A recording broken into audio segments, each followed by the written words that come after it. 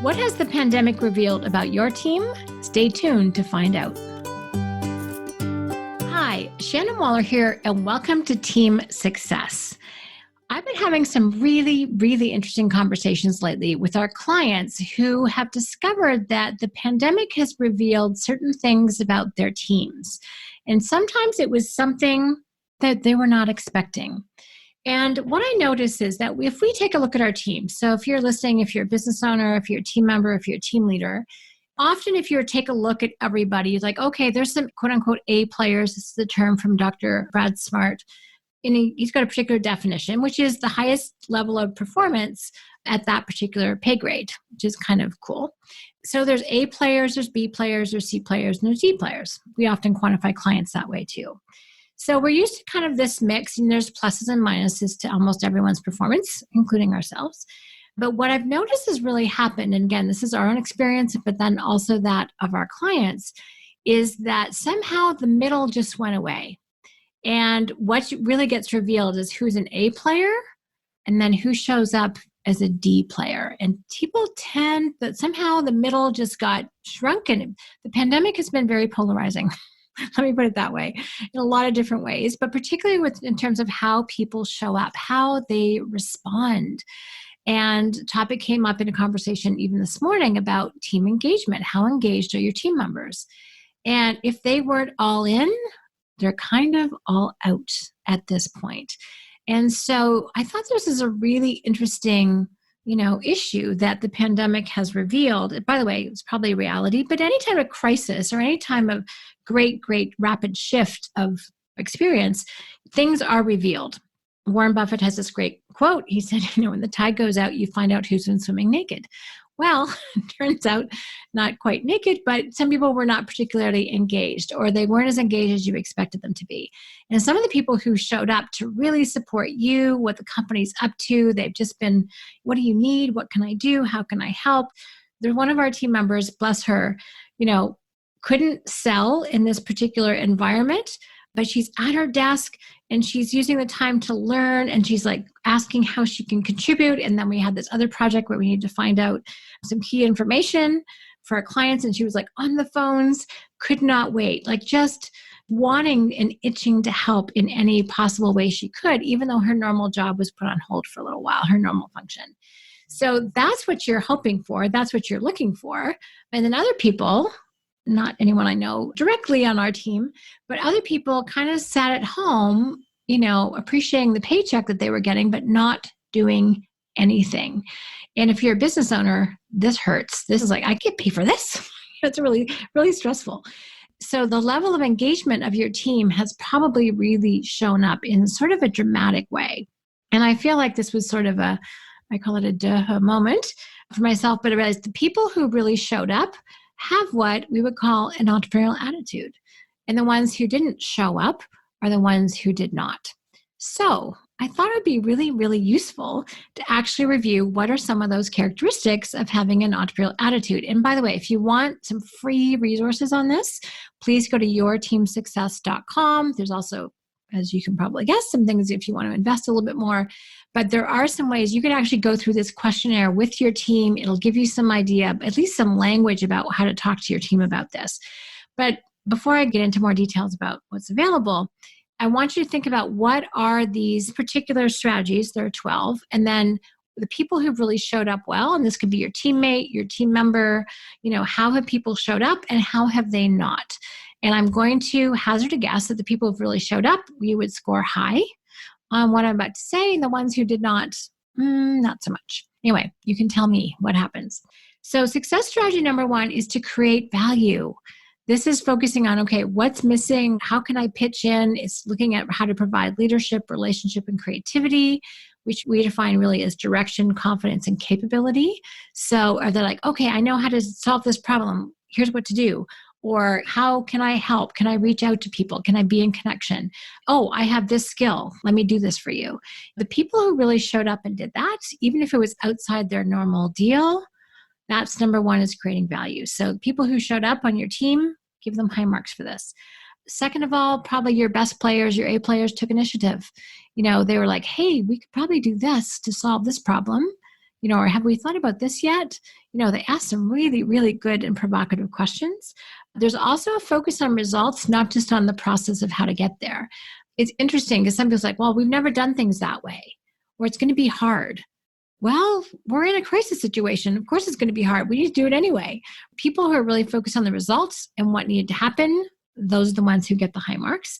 The people who had an ownership attitude. So this is success strategy number 4 for entrepreneurial attitude. And by the way, this is in the Team Success Handbook, is people who really owned their responsibility, owned their role, owned the results. Those are the ones you felt like you could actually share some of the load with. The people who are like, you hand them something and you're like, I'm pretty sure you're going to drop it. Not so much. The ones who are in alignment with you also, I'm sure, got high marks in terms of delivering on your promises to your clientele. The ones who really were a partner with you and just, again, you felt like you weren't alone in this journey of trying to figure out your part of the company. The ones who were actually really committed to taking action and testing and trying and experimenting, even if it didn't work. I really appreciate people who are willing to learn by doing, not just learn by thinking. Nothing wrong with thinking. But sometimes it's just really great to have like, let's test this out and see what happens. And then learn from the experience. Just a little example from Coach. So we started doing these, what we call connection sessions for people who haven't started the program yet. Well, it turns out that it doesn't actually belong on any one person's team. So lots of us pitched in at the beginning, got it going, then they ended, and then we kind of like, oh, maybe we should keep doing this. Then we couldn't figure out, well, who owns this project? Turned out nobody. So we had to learn from our experience. I pulled together the team. We did a giant experience transformer, which is our brilliant strategic coach tool that identifies what happened, good or bad. What about the situation worked? Well, we created a ton of value for people. What didn't work? Long list of those things, both front and backstage, that we could make better. And then what's our new course of action? Well, in this case, it took some creativity because we needed to find someone to own the project. And it wasn't the first group of people that did it. So it was interesting. It's like, oh, you've heard of that expression when things fall through the cracks? Well, we didn't just have a crack, we had a chasm. So anyway, it now has an owner. Chantel, thank you. Anyway, and we did one very recently and it was phenomenal. It was so fun, new content, new flow, and it was epic. It was so much fun. So anyway, thrilled to keep doing them. But it was challenging at the beginning there for a little while. But we just kept taking action and we kept learning, which is another strategy. Being open to new ways of doing things. Raise your hand if you've had to do things differently in the last 4 months, 5 months, 100 days. So it's like, okay, just being open to new ideas and new approaches and just realizing sometimes I don't know, so I'm going to learn. The 5 stages of grief are really relevant for things that we've had to give up. But at the same time, we have to kind of acknowledge and accept our feelings and move on and be willing to accept reality and figure out, okay, what's next? How can we make this work? And this is one of the things, by the way, I so appreciate about you, about entrepreneurs, about entrepreneurial team members, about entrepreneurial companies, is they don't bemoan what isn't there. We look at what's here, what are the resources I have, what's real, and then how can I make it better? And that attitude and that mindset is phenomenal. And I love being around it and I love encouraging it. And that's really what I want for everyone listening to. So that attitude of just being open, sometimes easier said than done, but that's a really critical one. Communicate. Oh my gosh. I've heard probably 3 times in 3 days in different workshops I was in, the need to, what entrepreneurs or clients were saying, to over-communicate to their teams. And it's interesting, what over-communicating was to one person was just enough for their teams. So just recognizing, even though you're thinking it, doesn't mean other people know it. Just because you said it once doesn't mean everyone heard it the way that you intended. And so really having frequent communication where you put out your message over and over again, sometimes even just saying, I don't know. It's really powerful. So really being clear on what is true, what is known, what is not known, I think is really essential. We certainly have focused on that in communicating with our clients about here's what we know, here's what we don't know, here's what we're working towards. And people are really appreciative of just saying, okay, thank you. I'm glad to know that you have a plan for how you're going to have a plan. Even if you don't have a plan yet. It's one of those. But that can be really helpful just to reveal your process. That can be very strategic. Another one, and this is strategy number 10, and this is one of my favorites, and this is the one that most commonly team members score themselves low on Entrepreneurs, by the way, if they score themselves low on number 9, which is communicate, the one I was just talking about. So some of them have had to up their score in the last little while. But number 10, learn how to handle strong emotions. And this is both other people's and your own. And this has been tough. In a crisis period, we have a lot of different emotions.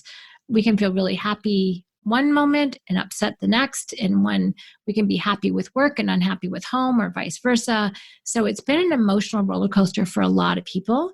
And the ones who can pause, who can take a breath and do whatever restorative practice they have, be that walks or exercise or prayer or meditation or conversation or humor, whatever it is. I know, I'm pretty pragmatic. Not that I haven't had my moments, because I have, but it's interesting just realizing how people handle things. Everyone's incredibly unique. Everyone's nervous system is very unique, as Dan says. Just recognizing that when you can handle strong emotions and recognize this, for me, I've always looked at them as kind of like the weather. It will pass, is powerful. And so the ones who got bent out of shape, probably the ones you struggled with, and the people who are able to handle that and weather the storm, those are probably the people that you really value. Strategy number 11 is have patience and compassion. In a normal entrepreneurial world, we kind of need to have patience and compassion for one another, but especially right now, this is super relevant. And even if just the fact that someone else's experience is quite different than our own, I think that's really critical. And then number 12, don't give up. This is perseverance. This is grit. This is about having hope for the future and really understanding that we can make this better. We can persevere. We've got this. We're resourceful. We're resilient. We can figure things out. That's really the mindset and the attitude that you want to have of people around you. So I wanted to share this moment. I'm like, okay, Shannon, you've coached this for years. You've written a book about it, and only now are you making the connection. This is really what people, our clients and our teams want to be, aspire to be. Unfortunately, not everyone's of this mindset. So I hope this list is useful, because I want to give you some language and terminology to coach yourself, but also more importantly, to coach the other people around you, and to recognize who's engaged, who's really showing up for you, probably meets at least 10, if not all 12 of these. They've exhibited these strategies and these mindsets and attitudes, and to give you some confidence that if you have made some tough decisions, what I call multiplication by subtraction, to gracefully let go of wrong fit people, that this is probably why. So I just had that insight and I wanted to share that with you. So if you want any resources, this is the tool that the book is based off of, which is the entrepreneurial attitude exercise. You can have people do it.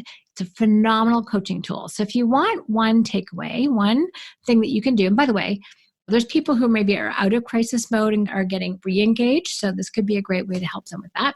And that is say, okay, where are you now? So have them score themselves today. And I like to use highlighters. And then where do you want to be in a month or 6 weeks or 3 months time? Don't leave the time frame too long. So if you're currently a 2 somewhere, do you want to be a 3 or a 4? I don't always jump immediately to 5. 4 is kind of my minimum standard. 5 is on a good day. So however you like to look at it. It also helps people actually understand for themselves why they might be struggling and why they may be less than engaged.